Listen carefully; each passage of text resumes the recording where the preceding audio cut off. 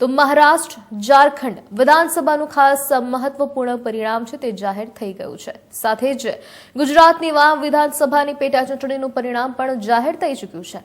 મહારાષ્ટ્ર અને ગુજરાતના વાવમાં ભાજપનો ભગવો લહેરાયો છે અને ત્યારે સોમનાથ ખાતે યોજાયેલી ચિંતન શિબિરમાં ભાજપના નેતાઓમાં અન્નોરો જ કહી શકાય ખુશી જોવા મળી રહી હતી. ચિંતન શિબિરમાં આવેલા ભાજપના નેતા અને મંત્રી ઋષિકેશભાઈ પટેલે પ્રતિક્રિયા પણ આપી છે. તેમણે કહ્યું છે કે ગુજરાતમાં લોકોનો વિશ્વાસ અમે જીત્યો છે. ગુજરાતમાં તો ભાજપની સરકાર જ છે, પરંતુ હવે વાવના સ્વરૂપસિંહ વિધાનસભાના ધારાસભ્ય બની ચૂક્યા છે. તો મહારાષ્ટ્રમાં જે પણ પ્રમાણેની ચર્ચાઓ થઈ હતી, જેમાં ભાજપ જીતે તે ચર્ચા સાંભળવા મળતી હતી, પરંતુ પરિણામ અકલ્પનીય આવ્યું હતું. ખાસ તેમણે વધુમાં કહ્યું કે મહારાષ્ટ્રના લોકો, ખાસ બધા જ લોકોએ નરેન્દ્રભાઈની નીતિઓનો સ્વીકાર કર્યો છે અને એક હે તો સેફ હૈનો ખાસ નારો આપ્યો છે, અને જેનો અર્થ થાય છે કે જાત પાતમાં વહેંચાયા સિવાય એક હે તો સેફ હૈનો નારો આપ્યો છે. સરકાર નથી બનતી ત્યારે તેને જ્યારે સરકાર બને ત્યારે એક ફેશન એ લોકોની થઈ ગઈ છે, અને સરકાર ન બને તો ઈવીએમમાં ગરબડીનો આરોપ લગાવ્યા અને સરકાર બને તો ચૂપ થઈ જવાનું, આવું કહેવાનું કે લોકોનો પ્રજાની જીત થઈ તેવું બોલે છે. અમે પણ માનીએ છીએ કે ઝારખંડમાં જે પરિણામ આવ્યું છે તેનો અમે સ્વીકાર કર્યો છે અને વિપક્ષમાં બેસી સરકારને સાચી દિશા ચલાવવાની વાતો કરીશું, તેવું પણ ઋષિકેશ પટેલે કહ્યું છે.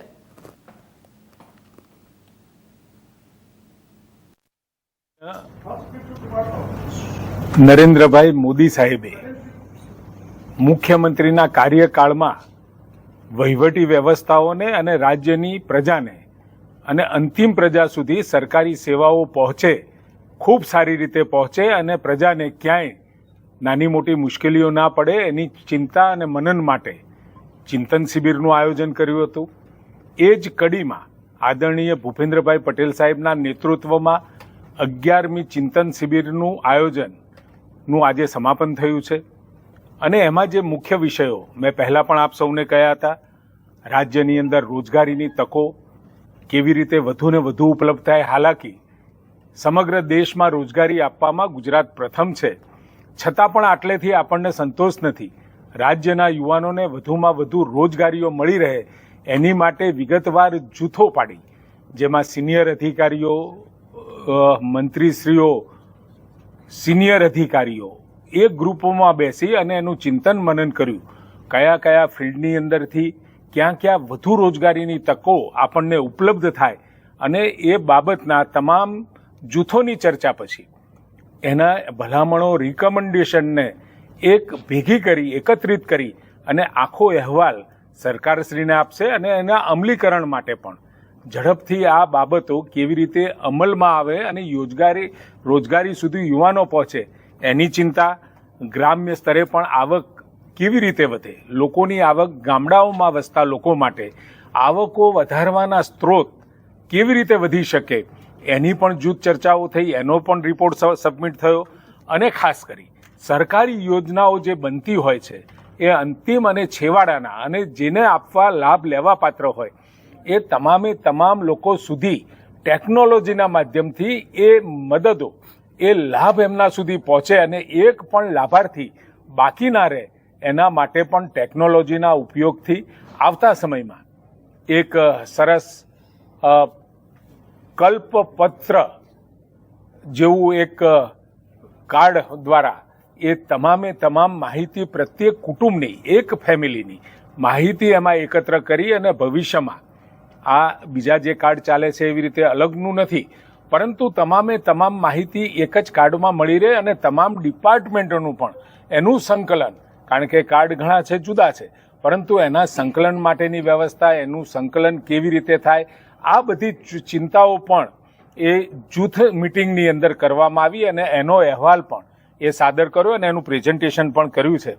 પ્રવાસન આદરણીય નરેન્દ્રભાઈએ શરૂ કરેલું એક મહત્વનું, ગુજરાતના વિકાસમાં ખૂબ મોટું યોગદાન રિલિજિયસ ટુરિઝમથી માંડી અને એન્ટરટેનમેન્ટ ટુરિઝમ, જંગલ સુધી પણ, જંગલની અંદર પણ વન્ય પ્રાણીઓને નિહાળવા માટે ગીર જેવા અભયારણ્યો, આમ અનેકવિધ ક્ષેત્રોને આવરી લઈ અને જે રીતે એમને આ પ્રવાસનનું ડેવલપમેન્ટ ચાલુ કર્યું છે એને ઉમેરતા આગળની કડીમાં રાજ્ય તો બરાબર છે, પરંતુ સ્થાનિક વહીવટીતંત્ર અને જિલ્લા પ્રશાસન પણ એમાં કેવી રીતે મદદ કરી શકે એની પણ જૂથ ચર્ચાઓના અંતરે આખો રિપોર્ટ સબમિટ થયો.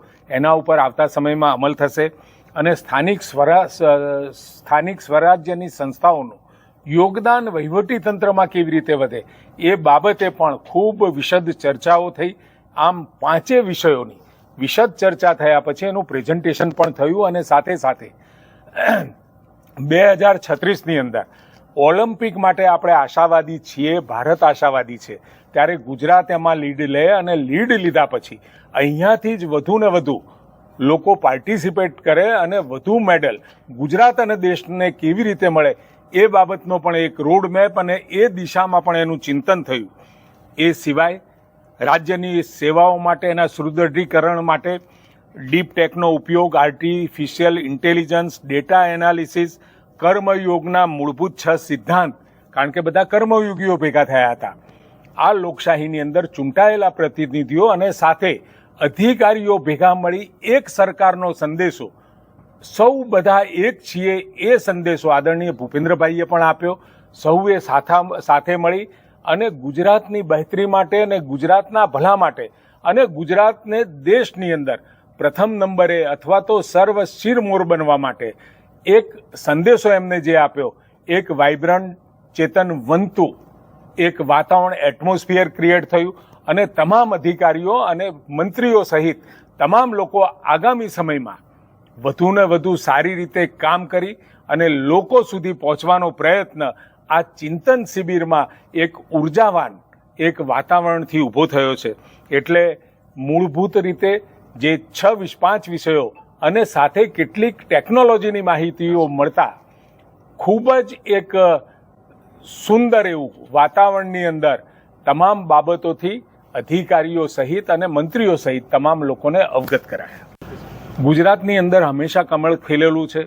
2001થી આજે 2024માં આપણે બેઠા છીએ, 27 સુધી આ સરકાર છે જ, પરંતુ લોકોના દિલની અંદર લોકોની ભલાઈ માટે અને લોકો માટે જ સરકાર છે એ પ્રકારનો વિશ્વાસ ભારતીય જનતા પાર્ટીએ ઊભો કર્યો છે. સરકારે પણ ઊભો કર્યો છે અને સાથે સંગઠન પણ કોઈ પણ પ્રજાની મુશ્કેલીમાં લોકો સુધી પહોંચે, પ્રજાની સાથે રહેવાનો પ્રયત્ન કર્યો છે. એટલે એકંદરે ગુજરાતની અંદર તો પરિણામ અપેક્ષિત જ હતું. સ્વરૂપસિંહ અમારા ભારતીય જનતા પાર્ટીના ઉમેદવાર હવે વિધાનસભાના સભ્ય બની ચૂક્યા છે અને સાથે મહારાષ્ટ્ર ઘણી બધી વાતો શરૂઆતમાં ચાલતી હતી, કસોકસ બતાવતા હતા. આપના કક્ષાએથી, મીડિયાની કક્ષાએથી પણ લગભગ સરકાર યુતિની બને એ પ્રકારના મેસેજ આપના તરફથી મળતા હતા, પરંતુ અકલ્પનીય પ્રજાએ સ્વીકાર, મહારાષ્ટ્રની પ્રજાએ સ્વીકાર નરેન્દ્રભાઈની નીતિઓનો કર્યો છે. એક હૈ તો સેફ હૈ નો નારો તમામ પ્રજા એક રહી જાતિવાદી સિવાય, જાત પાતમાં ક્યાંય વહેંચાયા સિવાય પોતાના વિકાસ માટે, પોતાના ઘરના વિકાસ માટે, પોતાના સમાજના વિકાસ માટે અને રાજ્યના વિકાસ માટે એકત્રિત થાય એ સંદેશો ઘર ઘર સુધી પહોંચ્યો છે. એના કારણે જ આજે લગભગ 214 જેટલી સીટો ભારતીય જનતા પાર્ટીની યુતિવાળી સરકારને મળી ચૂકી છે અને એમાં પણ જે ભારતીય જનતા પાર્ટી 142માંથી 123 જેટલી સીટો ઉપર, એટલે લગભગ 90%ના સ્ટ્રાઇક રેટથી ભારતીય જનતા પાર્ટી અને યુતિની સરકાર ત્યાં બની રહી છે. વાવની અંદર આદરણીય બળવંતસિંહને જવાબદારી આપી હતી અને એમને પણ ખૂબ સારી કામગીરી કરી અને ત્યાં આ જ્વલંત વિજયમાં એમનો પણ ફાળો છે. ભાઈ શ્રી જગદીશભાઈ પણ મુંબઈનો હવાલો સંભાળતા હતા અને મુંબઈમાં એમની પાસે જે સીટો હતી એ તમામ સીટો ઉપર વિજય પ્રાપ્ત થયો છે. મને પણ વિદર્ભની અંદર અમરાવતીની જવાબદારી હતી, 8 સીટો હતી. 2019માં યુતિ પાસે 1 જ સીટ હતી. આજે 8 સીટ ઉપર ભગવો લહેરાયો છે અને એક હે તો સેફ હેની વાત લોકોએ સ્વીકારી છે. ક્યાંક ને ક્યાંક બટોગે તો કટોગેનું સૂત્ર અસર કરી ગયું એવું માનો છો? બટોગે તો કટોગે એનો મતલબ જ એક થાય છે કે જાતપાતમાં આપણે વહેંચાવું નથી. આપણે સૌએ એક રહી, આપણે પોતાના પરિવારના અને સમાજના વિકાસમાં ક્યાંય જાતિવાદી રાજનીતિ આડે ના આવે એનો એક સંદેશો હતો.